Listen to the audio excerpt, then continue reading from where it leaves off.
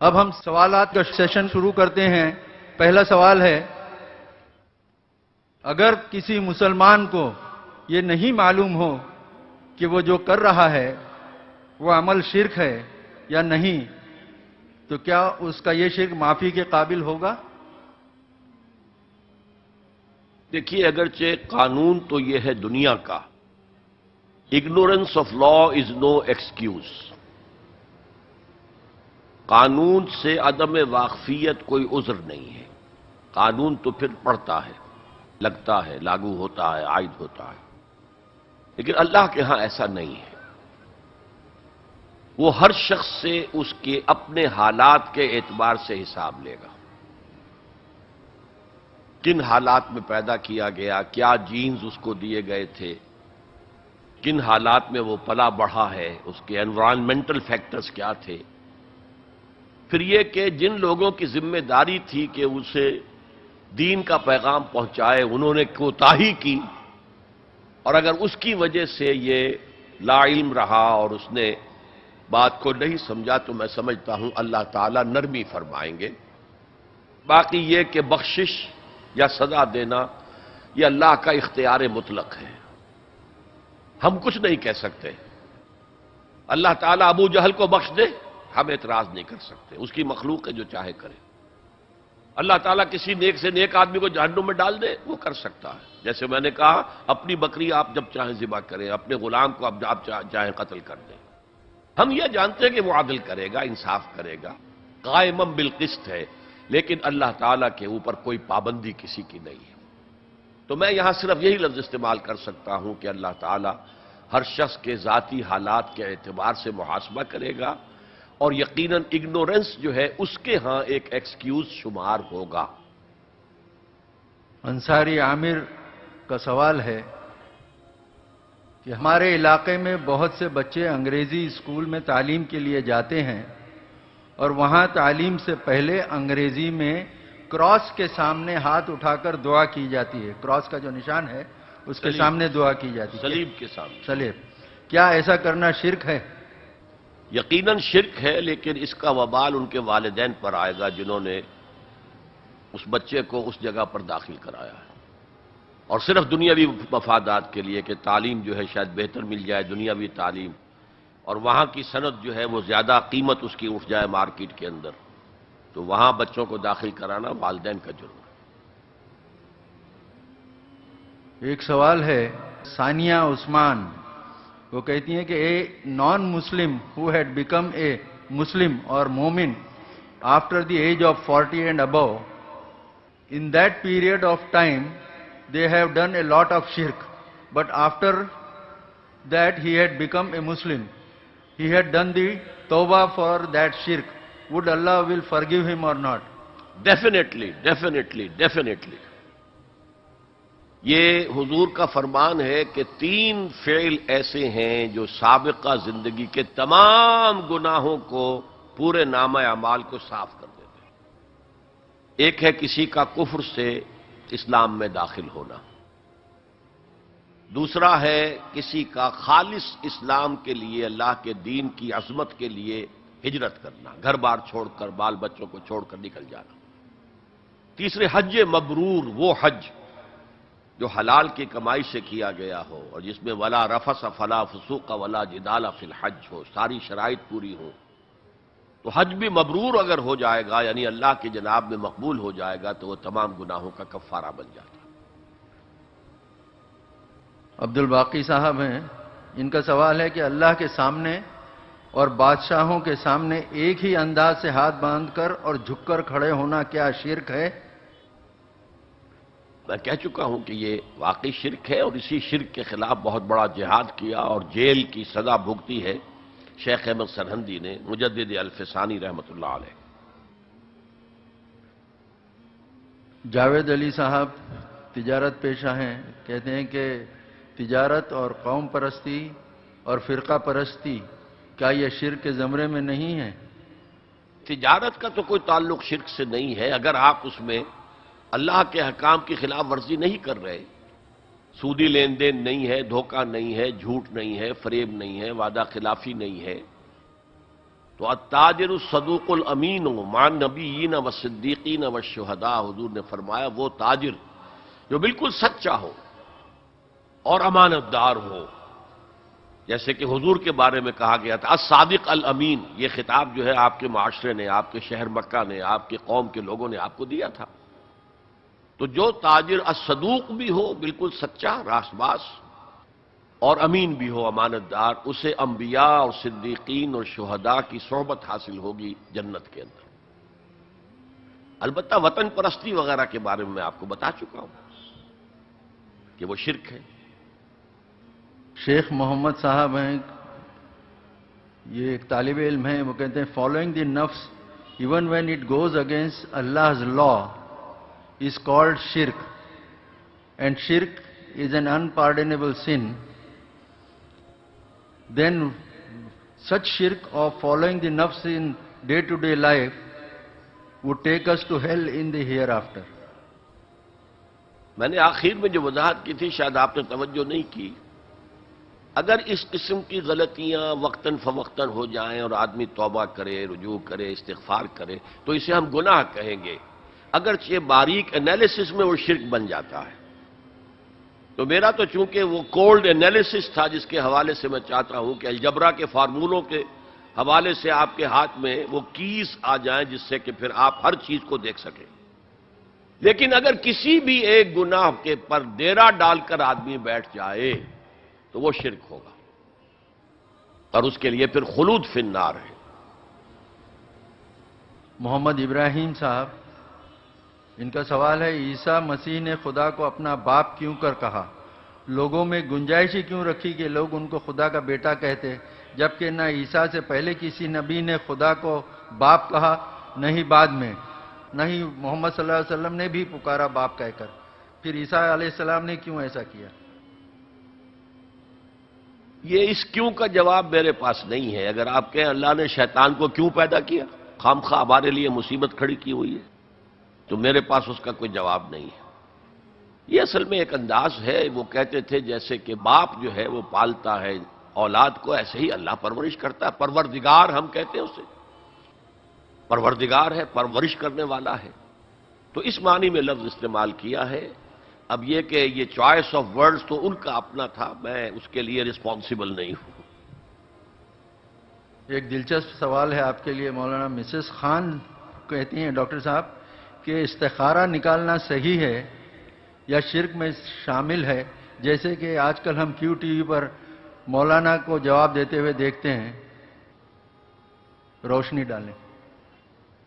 استخارہ تو بہت عمدہ شے ہے، بہت عمدہ شے ہے، بہت عمدہ شے ہے. استخارہ کہتے ہیں خیر طلب کرنے کو. یہ باب استفعال سے جب کوئی آتا ہے، استنصار مدد حاصل کرنا، مدد لینا. استخارہ خیر طلب کرنا، خیر حاصل کرنا. اور اس کی ایک دعا جو ہے وہ ایسی ہے کہ جو حضور نے صحابہ کہتے ہیں ہمیں ایسے سکھائی جیسے قرآن، یعنی اتنے اہتمام کے ساتھ وہ دعا سکھائی.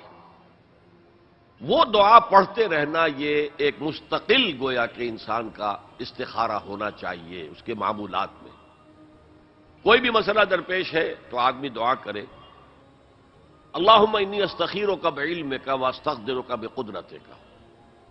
اے اللہ میں تیرے علم سے خیر مانگتا ہوں اور تیری جو قدرت ہے اسی سے قدرت چاہتا ہوں کہ مجھے بھی کچھ طاقت حاصل ہو جائے. اللہم انی استخیرک بعلمک واستقدرک بقدرتک واسألک من فضلک العظیم، اور مانگتا ہوں تجھ سے تیرا بہت بڑا فضل. اللہم ان کنت تعلم ان ھذا الامر خیر لی فی دینی ومعاشی وعاقبت امری. اے اللہ تیرے علم میں اگر یہ کام جو میں کرنے چلا ہوں یا یہ رشتہ جو ہم کو تجویز کر رہے ہیں، اگر تیرے علم میں یہ ہے کہ یہ ہمارے لیے دین اور دنیا اور آخرت کے اعتبار سے بہتر ہے، فقدر ہو لی، تو وہ ہمارے لیے اس کو ہمارے لیے آسان کر دے، میسر کر دے. میسر ہو لی، اسے ہمارے لیے آسان کر دے. ثم بارک لی فی، اور پھر اس میں ہمیں برکتیں عطا فرما. وَإِن كُنتَ تَعْلَمُ أَنَّ هَذَا الْأَمْرَ شَرٌّ لِّي فِي دِينِي وَمَعَاشِي وَعَاقِبَةِ أَمْرِي، اور اگر تیرے علم میں یہ ہے کہ یہ کام ہمارے لیے شر ہے، برائی ہے، دین میں بھی، دنیا میں بھی، اور عاقبت کے اعتبار سے بھی، فَاصْرِفْهُ عَنَّا یا عَنِّي، تو پھر اس کام کو مجھ سے دور کر دے، وصرفنی عنہ، اور مجھے اس سے دور کر دے، اسے مجھ سے دور کر دے، وقدر لی الخیر حیث کان ثم ارضنی بہ، اور اللہ خیر جہاں بھی ہو تیرے علم میں وہ ہمارے مقدر میں کر دے اور پھر ہمیں اس کے اوپر راضی بھی کر دے۔ تو یہ استخارہ تو بہت ہی عمدہ بات ہے، اور یہ تو ہمیں اکثر معاملے میں کرنا چاہیے۔ البتہ وہ استخارہ نکالنا، یہ فلاں سے استخارہ نکال رہے ہیں، فال نکال رہے ہیں، پھر استخارے میں یہ سمجھنا کہ پھر یہ دعا مانگ کر 2 نفل پڑھ کے سو جاؤ تو خواب میں ضرور کوئی اشارہ ملے گا، ان چیزوں کا کوئی ثبوت نہیں ہے میرے علم کی حد تک، احادیث میں یا سنت میں۔ بہرحال اگر اللہ تعالیٰ اشارہ کر دے کوئی خواب کے اندر تو بھی کوئی بعید بات تو نہیں ہے، لیکن یہ کہ اصل میں دعا استخارہ جو ہے بس وہ ہے اصل استخارہ، اور وہ بہت عمدہ چیز ہے، اور وہ ایمان کے عین مطابق ہے کہ اللہ ہم نہیں جانتے، تو جانتا ہے، ہم شارٹ سائٹڈ ہیں، ہمیں یہ چیز اچھی لگ رہی ہے، ہمیں پتہ نہیں شاید اس کے پیچھے کوئی بری چیز چلی آ رہی ہو۔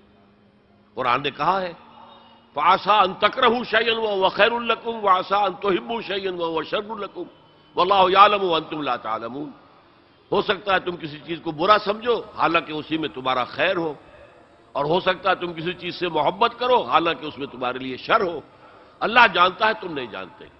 تو اسی کو کہتے ہیں تفویض الامر الی اللہ، اپنا معاملہ اللہ کے حوالے کر دو، اے اللہ تو اگر اسے ہمارے لیے خیر سمجھتا ہے تو آسان کر دے، اگر شر سمجھتا ہے تو ہم سے دور کر دے۔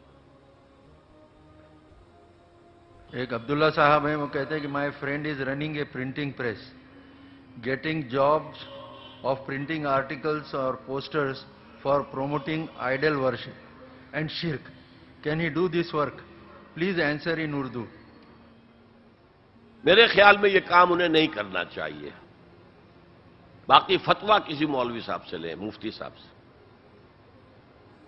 جاوید انصاری صاحب ہیں، مائکرو بایولوجسٹ، وہ کہتے ہیں to have a name like Ghulam Muhammad, Ghulam Rasool, Ghulam Hussain, Shafaat Hussain etcetera, how do you rate this in reference to شرک؟ غلام کا لفظ جو ہے عربی میں صرف عبد کے لیے نہیں آتا، غلام لڑکے کو بھی کہتے ہیں، اولاد کو بھی کہتے ہیں، بیٹے کو بھی کہتے ہیں۔ انا یکون لی غلام، حضرت یحییٰ کے والد حضرت زکریا نے کہا تھا میرے بیٹا کیسے ہو جائے گا؟ وقد بلغنی الکبر وامرأتی عاقر، میں بوڑھا ہو چکا ہوں بہت اور میری بیوی ساری عمر باندھ رہی ہے۔ تو غلام بیٹے کو بھی کہتے ہیں، اس معنی میں اس میں کچھ بہت زیادہ سینسیٹیو ہونے کی ضرورت نہیں ہے۔ ویسے بعض لوگ ہمارے ہاں عبد کا لفظ بھی استعمال کرتے ہیں، عبد الرسول، میرا یہ خیال ہے کہ اس سے اجتناب کرنا بہتر ہے۔ محمد خالد پائلٹ ہیں، وہ پوچھ رہے ہیں کہ از اسپرٹ یا روح divine in nature? Please explain when it comes in Quran Allah breathed into him, that is Adam, out of his own spirit. Does it lead to the theory or promote the theory of Atma and Paramatma? بڑا مشکل سوال آپ نے کر دیا ہے، اصل میں اس کے لیے بڑا اس کے ابتدائی مقدمات پہلے بیان کرنے پڑتے ہیں۔ میرے نزدیک بگ بینگ سے جس یونیورسل کریشن کا آغاز ہوا ہے وہ میٹیریل ورلڈ ہے۔ پرائر ٹو بگ بینگ ایک اور عالم تھا جو کریٹ کیا گیا تھا اللہ تعالیٰ کے ایک امر کن سے، اور وہ اچانک فوراً پیدا ہو گیا، اس لیے کہ عالم امر کے اندر ٹائم نہیں لگتا۔ عالم خلق میں تو نہ معلوم کتنے سال لگے ہیں یہ گلیکسیز بننے میں، اور پھر یہ سولر سسٹمز بننے میں، پھر زمین کے ٹھنڈے ہونے میں، پھر بارش اس کے اوپر برسنے میں، نہ معلوم، ہم نہیں کہہ سکتے۔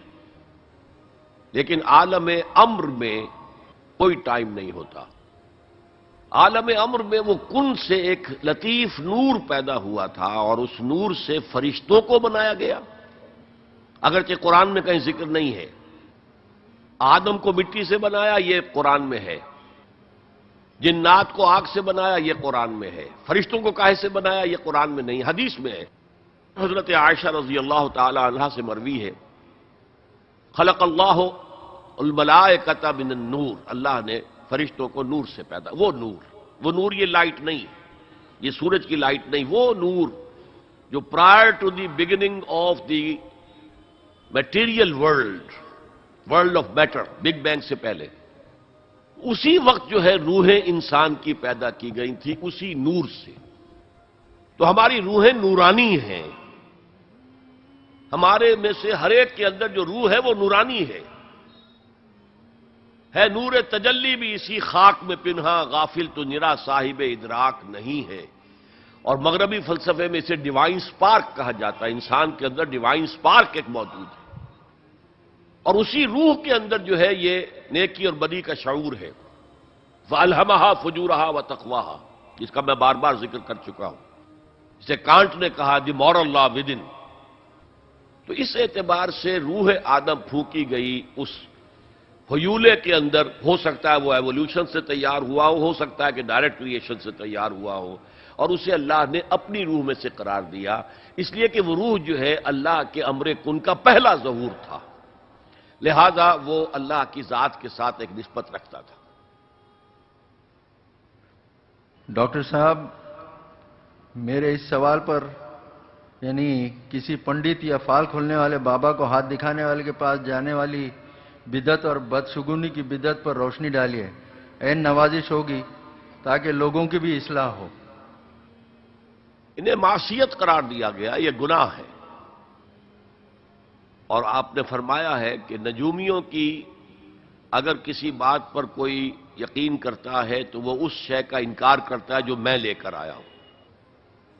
یہ جو آکلٹ سائنسز ہیں، ہاتھ کا لکیروں کا علم ہے، نجوم شناسی ہے، وغیرہ وغیرہ، سائنس آف نمبرز چلتے ہیں، یہ آکلٹ سائنسز کہلاتے ہیں. تو اسلامی روح یہ ہے کہ آپ ان کی طرف قطعاً توجہ نہ دیں، چاہے ان میں حقیقت ہو. جادو حرام ہے، اگرچہ جادو حق ہے، اس میں حقیقت ہے لیکن حرام ہے. اس لیے یہ چیزیں حرام ہیں، ان کے اندر ملوث ہونا اسلامی روح کے اور ایمان کے تقاضے کے منافی ہے. اللہ تعالیٰ نے حقوق العباد کی ادائیگی بندوں پر فرض کی ہے. اگر بندہ حقوق العباد نہ ادا کرتا ہو تو کیا وہ بھی شرک ہے؟ شرک نہیں ہے، گناہ ہے، کوتاہی ہے، پکڑا جائے گا.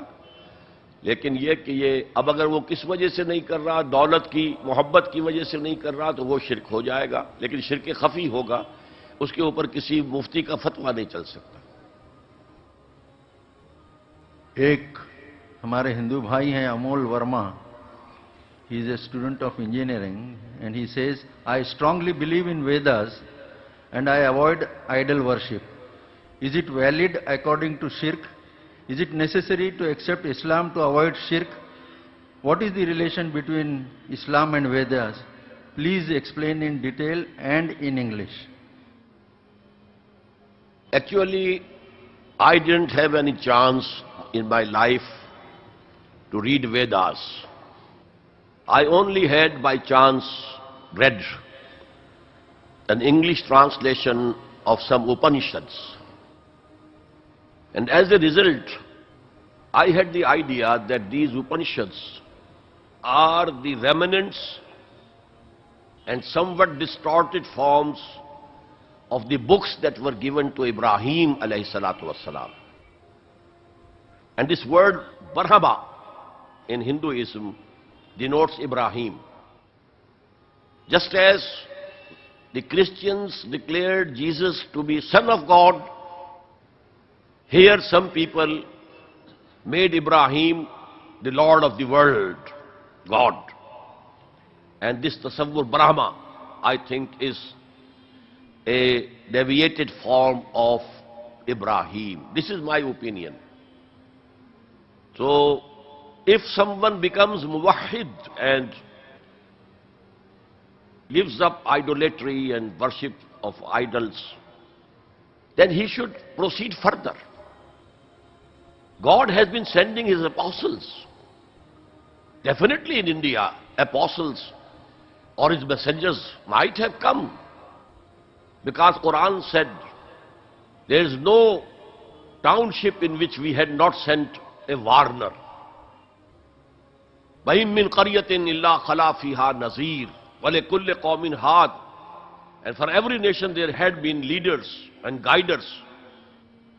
So there must have come here also, just as some of the ulama, they consider that Buddha was a prophet of God. And whatever is attributed to him as his talimat, as his teachings, they have been distorted. So this is the thing, and you should proceed and see the apostles of God, the messengers of God, about whom we consider that Muhammad is the last one. Kalki Avatar. He is Muhammad sallallahu alaihi wasallam, who was foretold in your scriptures. So you have to believe in him to have the salvation on the day of judgment. Tasneem Sheikh ये एक student हैं, वो कहती हैं कि when teacher enters in the classroom, students stand up in order to give respect. Is it correct? I think this is not wrong. Actually, if the teacher demands and wishes that the boy should stand, so he will be accountable. He shouldn't command in this way that he should be respected. But if it is a voluntary act and people stand, it's okay. And you don't stand in that way. You are just standing, that's all. Qunut, which I have declared, that is the part of worship. This is standing, bending your head, and the whole body also somewhat bending. इसके साथ आज की इस मजलिस का इख्तिताम का मैं ऐलान करता हूं। सुब्हानका व बिहम्दिका ला इलाहा इल्ला अंता नस्तगफिरुका व नतूबु इलैक।